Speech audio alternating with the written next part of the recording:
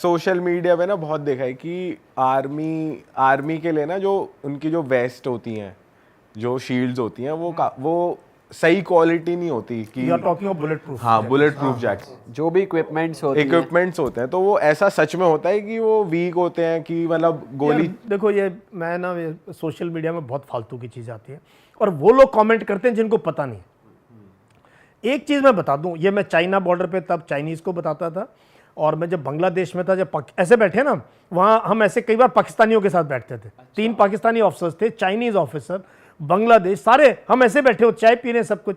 मैं उनको एक चीज़ बोलता था, मैंने कहा यार जो भारत सरकार, जो गवर्नमेंट ऑफ इंडिया पे एंड अलाउंसेस देती है ना, जो इक्विपमेंट देती है, कोई नहीं दे सकता यार।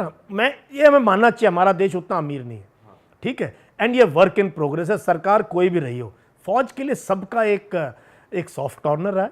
तो ये मैं बिल्कुल नहीं मानता जी इक्विपमेंट इन्फीरियर है, बुलेट प्रूफ जैकेट नहीं मिली, किसी ने जान करके नहीं दी, ऐसा कुछ नहीं। एवरीबडी, मैं तो अभी 50 साल से फौज देख रहा हूँ, एवरीबडी हु हैज, जिसकी भी जो भी डिफेंस मिनिस्टर रहे हैं, प्राइम मिनिस्टर्स रहे हैं, गवर्नमेंट रही है, सब ने फौज को मान भी दिया है, सम्मान भी दिया है और इक्विपमेंट भी दिया है, और देना भी चाहिए। और फौज एक ऐसा इंस्टीट्यूशन है देखो जिसने देश को बांध के रखा है।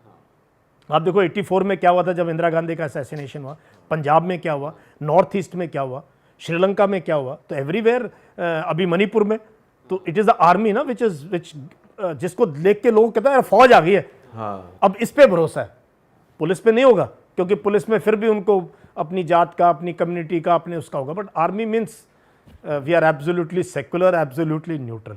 सही बात है। सर कभी आपके साथ ऐसा हुआ है कि जैसे आप बता रहे हो कि आप कश्मीर में या कहीं पे भी किसी भी बिलीफ, मतलब कॉमनर्स पे ज़्यादा वो डाउट नहीं करते थे, सबसे मिल के आप रहते थे, तो हिडन स्पाई भी ऐसे लोग ही निकलते हैं। तो आप कभी ऐसे मिशन पे गए हो, ऐसा कुछ आपको इन्फॉर्मेशन आई है कि एक हिडन स्पाई है and you have to catch him, तो ऐसा कुछ हुआ है आपकी लाइफ में, ऐसा कुछ? मैं बताऊँ, ऐसी इंटरेस्टिंग चीज़ हुई है कि अगर हम आज किसी को बोलें कि यार हम 6 महीने में हमने नेटफ्लिक्स पे एक सीरीज़ बनानी है और जिस पे एक एपिसोड पे हमने लोगों के रोंगटे खड़े करने, तो इतनी चीज़ें हुई हैं। बिकॉज हर रोज़ जो कश्मीर में था ना, हर रोज़ ऐसे लगता था हम कफन बांध के निकले, पता नहीं वापस आएंगे नहीं। एक तो एंगल ये होता था, दूसरा डायनामिक इतना है वो एरिया कि जिस लोगों से आप मिल रहे हो यार, इनमें से कौन है जो इनके इन्फॉर्मर है, और कई लोग क्या है, सिचुएशन ऐसी है यार, वो हमारे लिए भी काम करते हैं, उनके लिए भी काम करते हैं। सर बता दो कोई किस्सा आपके साथ कुछ हुआ वो बढ़िया। एक बहुत इंटरेस्टिंग चीज़ हुई, ये मैं अक्टूबर 2001 की बात है, और मुझे खबर थी कि यार ये फलाना गांव है, और गांव के वो 3-4 गांव पहाड़ों में, तो वहाँ पे खबर मिलती थी, रेडियो से भी ऑपरेट करते थे लश्कर के, पता चल जाता था भाई उनका नेटवर्क वहाँ भी कोई टेक्नोलॉजी थी तब भी कि यार यहाँ पे ये पाकिस्तानी यहाँ से बोल रहा है या ये टेररिस्ट यहाँ से, तो हम जाते थे, मिलते नहीं थे। तो मैं बोलता है ये छावनी है, ये लोग बिल में घुस जाते हैं चूहे की तरह, और जब इनको पता चलता फौज चलेगी तो ये निकल जाते हैं बाहर। तो एक बार रात को जो है, मैं स्मॉल टीम में काम करता था, मैं ये 30-40 लोग लेके नहीं जाऊँ, मैं 2 लोग, 3 लोग, 4 लोग, बहुत रिस्क लेता है, बहुत ज़्यादा। लोग कहते सर क्या कर रहे हो आप, कहीं एम्बुश हो जाएगा ये, मैंने कहा यार देखी जाएगी, बट क्योंकि ज़्यादा लोग जाएंगे तो जल्दी पता लगेगा उनको, तो कम लोग जाएंगे हम भी छुप सकते हैं। तो काफ़ी कुछ मैंने सीखा, इनसे सीखा कि ये कैसे ऑपरेट करते हैं। तो देखो, टेररिस्ट को आप तभी मार सकते हो जब आप टेररिस्ट की तरह सोचोगे।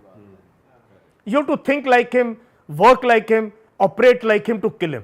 अगर आप टिपिकल जो हमने आर्मी में ट्रेनिंग करी है वो करेंगे तो यार इज मच फास्टर। वो 2-2 में घूमेंगे, जल्दी घूमते हैं, पहाड़ों में निकल जाएंगे, लोगों से मेल मिलाप उनका जो भी है, भाषा जानते हैं। तो एक दिन मेरे को था खबर कि ये ओवरग्राउंड वर्कर है कि ये जो है काम करता है, इनके लिए ID कार्ड वगैरह बनाता है, इनके इस तरीके काम करता है। और मेरे पास बहुत अच्छा सेटअप हो गया था, लोग बहुत मतलब प्यार से भी खबर दे देते थे, यार मोर साहब को तो बता ही देते, ऐसे एनोनिमसली भी मेरी जेब में पर्ची डाल देते थे गले मिलते हुए। ओके। इतना प्यार, मतलब लोगों का एक रिस्पांस था। तो बोला सर ये बंदा है थोड़ा खुराफाती है और इसके पास, तो हम, आपको विश्वास नहीं होगा, हम उसके घर में घुसे रात को तकरीबन 2-2:30 बजे हमने नॉक किया। और तब ना मेरी दाढ़ी वाड़ी काफ़ी बड़ी थी और मेरी पूरी टीम को कोई पहचान नहीं सकता था फौजी हैं कौन है। तो एक औरत ने दरवाज़ा खोला, और ये बात अब भी मैं याद करता हूँ तो मुझे भी लगता है ये सच में हुआ था या कैसे हुआ। तो उसने दरवाज़ा खोला, तो उसने टूटी सी कश्मीरी में पूछा भी तुम कौन हो, तो हमें भी थोड़ी सी आती, हमने लैंग्वेज वगैरह सीख ली थी। हमने कहा हम लश्कर के हैं और ऊपर से पीर पंजाल से आए हैं, और हमारे जूते वूते देख के समझ गए कि कहते जल्दी जल्दी अंदर आओ। तो उसको नहीं पता ये फ़ौजी है, उसने सोचा कि ये। तो हमने कहा भाई ठीक, आपके वो घर वाला कहाँ है?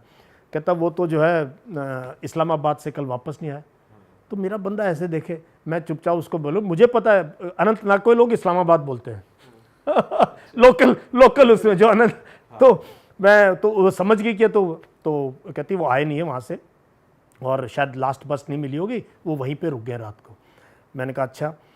मैंने कहा फिर यहाँ पे कोई और है जिसके पास हम रात को जा सकते हैं, हमें कुछ हथियार लेने, ये करना है कुछ, हमने ऐसे कहानी बनाई। कहती है मैं बुला के लाती हूँ कि एक और बंदा जो आपकी मदद कर सकता है। तो बुलाने गई, और हम अभी सोच रहे यार अभी क्या होगा, बंदा कहीं वेपन लेके ना आ जाए या क्या करे। तो हमने प्रिकॉशन लिए हुए थे, एक दो बंदे बाहर थे कि भाई वो सारा मतलब डिटेल में मैं नहीं जा सकता, बट मैंने I had done all precautions. तो एक बंदे को लेके आई, अब उसी का कोई ब्रदर वगैरह, उसको बहुत तेज बुखार था और उसने दांत निकलवाया था, तो वो बोला नहीं जा रहा था। उसने कहा मैं चल सकता हूँ आपके साथ, फलाने घर में आप 1-2 दिन रुक सकते हो, वहाँ कोई प्रॉब्लम नहीं है। मैंने कहा अच्छा। तो कहता मैं चलूँ? मैंने कहा नहीं तुम रुको, हमें घर दिखा दो। मैं कहा कहीं इसको, फिर मतलब अभी हम एक पूरे, आप सोचो कश्मीर में घर कैसे ना, यहाँ घर है, फिर ऊपर है, बीच में मक्की की वो लगी हुई है, फिर नाला आ गया, मतलब बहुत उबड़ खाबड़ है, और रात का टाइम है। इस टाइम अभी रात के 3:30-4 बज गए, और हमें ये लग रहा पता नहीं क्या होगा। तो फिर हमने औरत को बोला ठीक है आप चलो, उसको बोला, हम उस घर की तरफ चलने लगे। वहाँ हमने नॉक किया, तो फिर बंदा एक निकला बाहर, कहता है, हमने कहा उसका नाम लिया जिससे, कैसा ऐसा है? कहता हाँ आ जाओ अंदर आ जाओ।